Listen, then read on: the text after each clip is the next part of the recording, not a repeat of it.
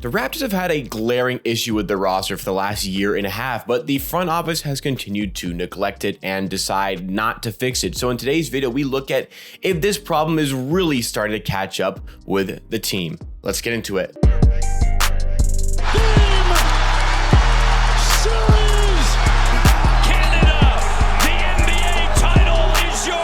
Welcome NBA and Raptors fans to Amateur Hour Sports. This is the channel where you get NBA content with a direct focus on the Toronto Raptors with 4 videos coming out every single week. So if that is of interest to you, you want to see more videos just like this, then make sure you're subscribed to the channel and you can help us on a road to 9,000 subscribers. Would really appreciate it if you would hit that subscribe button. But let's get into our topic for today. So the thumbnail, the title, a big failure from the front office yet again is what I claimed it to be. And I would say that kind of is the case here with Masai Ujiri, Bobby Webster, everybody else involved in the front office. Because Raptors fans, we know that there is one clearly, glaringly outstanding issue with this roster. We have known it for a season and a half, and it is still not being rectified. And we know the last couple of games, they have been absolutely disastrous for the Raptors. 3 of the last 4 games that the Toronto Raptors have played in, they have lost by about 30 points. The other one, they did manage to get a good win against the Timberwolves, but Pelicans, they lost by 30. Hornets, they lost by 32. And in the previous game against the Hawks, I think it was 27, somewhere around that range. 3 horrible losses in 4 games, 2 back-to-back horrible losses after the All-Star break. And in the previous video, I talked about the impact OG Anunoby clearly brings to this team defensively. Fred VanVleet's not 100%. I get that. Pascal Siakam's not 100%. I get that. But there is a problem here. I don't think there's time to really call for an absolute crisis here, but alarm bells should be ringing. I think part of it is with this problem that I am going to explain to you. Raptors fans, we already know what the problem is. This team still, after a year and a half from when Serge Ibaka and Marc Gasol left this team still does not have a true center on the roster. And I completely understand, the Raptors want to go for this position of this game, but I've been watching this team all season. They are a pretty good defensive team. They rely heavily on the fast pace. They rely heavily on getting extra possessions through turnovers and offensive rebounding. I completely understand that, but I think having a true center would really help this team get to a different level. Defensively is where that is all going to start. There are many very good defenders on this Toronto Raptors roster. 100% absolutely. OG Anunoby being one of the best, if not the best. Pascal Siakam is a great defender. Fred VanVleet's a great defender. Scotty Barnes learning how to be a great defender. Gary Trent is developing as well.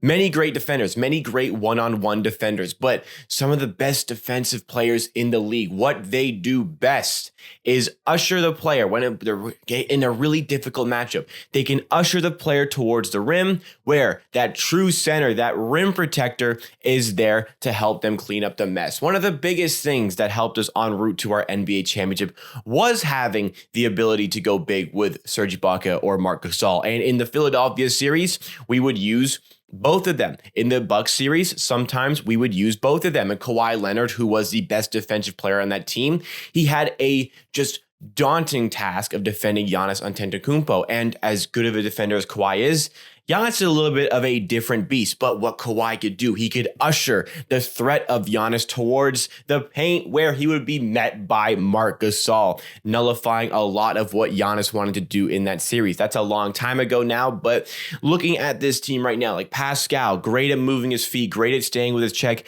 as is OG Anunoby. They can usher that player, that really difficult player, Fred VanVleet as well, a difficult player like, let's say, Trae Young, who absolutely torched the Raptors the other night.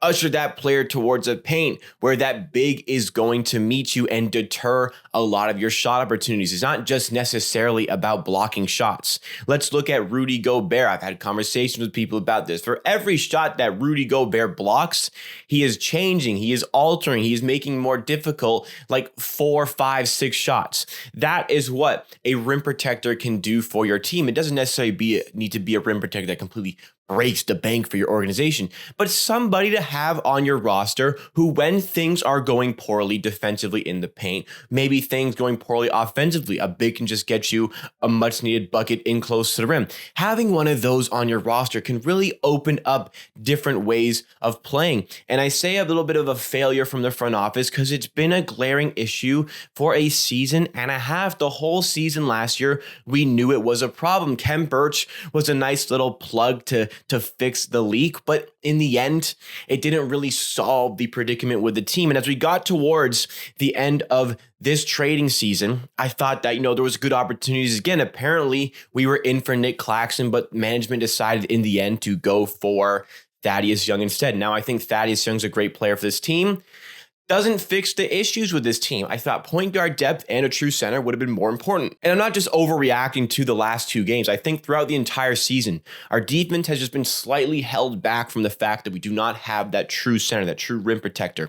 And honestly, it's not just me saying this. There are so many people who also believe that a true center is what is necessary for this team. Now, you can spew things like, okay, the Raptors, the front office, they want to commit to this positionless game. They think that the positionless game is the way forward for this roster. Again, I can understand that, but it would still be nice to have that fallback option on our bench, that plan B on our bench, to have that true center who can come in and do a job. You can even find like rim protectors who can space the floor a little bit on defense and can go out and do a job. Like Nick Claxton, I believe, has an ability to do so now, and as a very young player who's developing, would have an even greater ability to do it in the future, especially if you work with him. And some people might say at this point, like if they believe this is the way forward, this season is supposed to be a transition year. They want to just try it out this season, test out the theory this season and just see kind of how it plays out. And good argument. I would have said the same thing maybe earlier on in the season, but that argument can no longer be used because the Raptors front office this season, what they've done this season that didn't do last season, is they've showcased to fans what their ambitions and their goals are for this season. When they traded away that first round pick in order to get Thaddeus Young, a player who is a rental, who's theoretically going to help your team just for the rest of the season, when they made that trade, they made a statement to fans that this season they want to go and win games. There is none of this tanking business. There's none of this looking for a draft pick business. They are going for it. If they had any thoughts about going for a better draft pick, they would not have traded that first round pick. So this team, this management, the front office has completely set our course to win games, go and make the playoffs.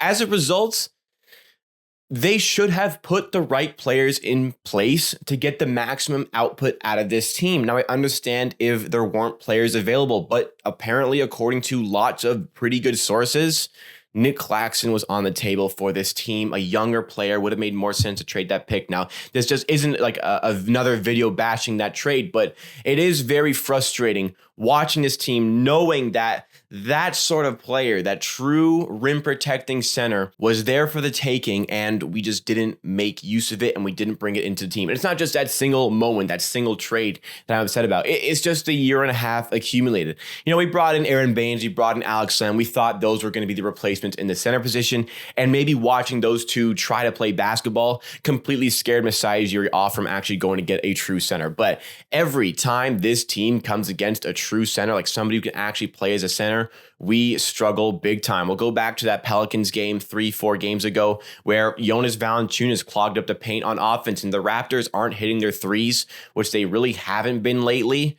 There's no other answer. We're not shooting. They're going to bunker down, and we don't have an answer in the paint on offense. A bigger player would be able to help us do that. And defensively, when there is a crafty player who gets into the paint a lot, like Trae Young, who threw up I don't even want to be able to count how many floaters he put up or how many lobs he put up. Like the amount of dunks that the Atlanta Hawks scored against the Raptors the other day was very telling to what type of player this team is missing. Again, I am growing a little bit frustrated. I still have a lot of faith in this team. I still have a lot of faith in the front office, and that's the bottom line. I always have faith in the front office, but it is just annoying that they still haven't rectified this issue. They've made it clear we're trying to win games, we're trying to make the playoffs this season, but why haven't they gone for the player that this team obviously needs? They must see something else with this team. They must see something that I don't, something that maybe you don't. And that's the beauty of it. This front office has done a great job putting this roster together. They did a great job putting together a championship caliber roster in Toronto. For that reason, I have a lot of faith in them. I have a lot of faith in them long term, but I feel like along the way, as I have that long-term faith, there are mistakes along the way. And I feel like this is one of those mistakes. And I sincerely hope that without that first round pick coming, I sincerely hope this front office has plans to finally fix this issue at the end of this season. But along the way, we're still gonna have to watch some of these tough games. I think the Raptors are in to bounce back. If Fred VanVleet and Pascal Siakam are not healthy enough to properly contribute tonight against the Brooklyn Nets or tomorrow against the Brooklyn Nets, please, by all means, rest them. I know they want to go out there and help this team win, but the last two games have been very telling. They're not 100%. I would rather have them back when they are closer to that 100% mark. Give them a little bit of a break. Let's come back stronger. Lots of faith in this team. Lots of faith in the front office. We're in a really rough patch. I'm still annoyed we don't have that center, but this team has been able to win games without it all season, and I expect them to continue doing that for the rest of it. Am I overstepping here? Am I not? Am I right? Am I wrong? Do the Raptors need to bring in a true center? And is it another mistake by the front office to not bring one in at the deadline? Let me know your thoughts and opinions in the comments down below. And that wraps up for me for today. Thanks so much for watching this. Please give a like on the video. If you did enjoy the video, helps me out a lot, helps reach new viewers who want to see Raptors videos just like this. And if it's your first time here with me today, please subscribe to the channel to see more Raptors videos 4 times a week. Helps me out a lot. Takes you just 1 second and completely free for you to do. Let's get to 9,000 subscribers on Amateur Sports. If you want to continue watching more of this stuff, check out our Twitch streams. We do watch parties for every single game, including tonight. Links in the description, twitch.tv/amateursports. Check out our Discord to continue the conversation with Raptors fans. And I've been posting a lot more on the Amateur TikTok, doing actually pretty well right now. So check out the Amateur TikTok. All the links in the description. I'll see you again next time for another video.